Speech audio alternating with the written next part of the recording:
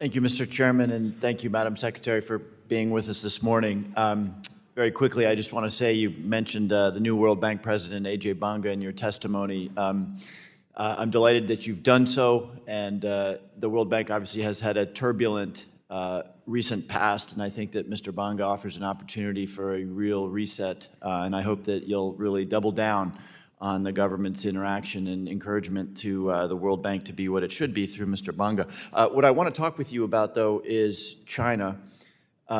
It's evident in this hearing, and generally evident, that the Congress has whipped itself into a frenzy with respect to China. I think this goes back to the Trump administration, when China was the all-purpose scapegoat along with immigrants for all of the nation's problems.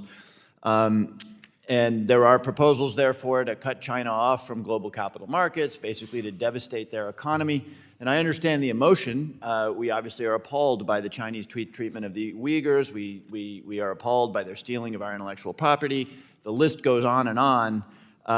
But this is a moment, I think, that calls for close statesmanship with respect to China. We are trading more with China than ever before. We are invested in China more than ever before. They own $1 trillion of our sovereign debt.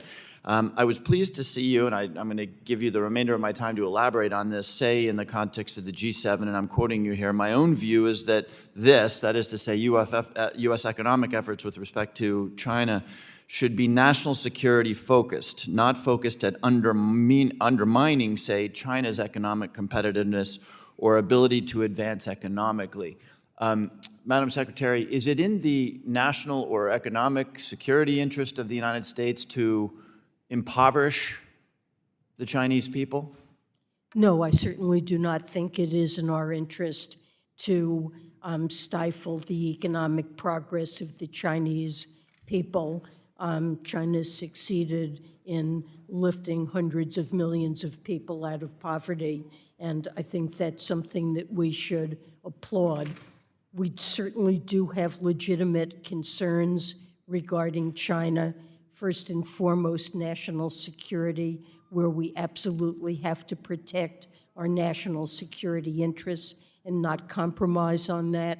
Human rights is critically important, and strongly believe the president believes in sanctioning human rights abuses. And beyond that, we have legitimate concerns with China's behavior in some areas that are related to trade, where we think China's... No, absolutely.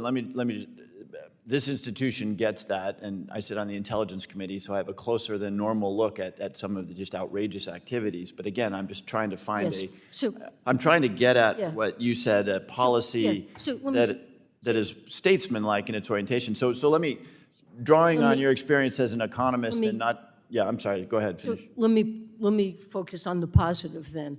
I think we gain and China gain from trade and investment that is as open as possible, and it would be disastrous for us to attempt to decouple from China. De-risk, yes. Decouple, absolutely not. What would be the effect on American consumers? Let's just imagine that we cut the hundreds of billions of dollars of trade that we have with China. If we cut that in half or eliminated that trade, what would be the effect on the American economy and American consumers?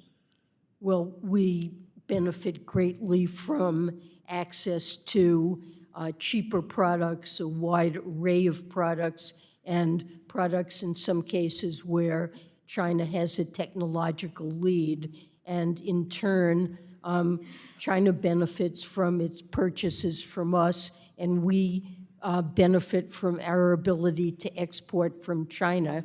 Our competition with China, healthy competition, just as in a domestic case where firms compete with one another, leads to faster innovation, faster technological progress that benefits everybody concerned with better and cheaper products over time. And so this is very valuable interaction. And while we surely have concerns that need to be addressed, decoupling would be a big mistake. Thank you.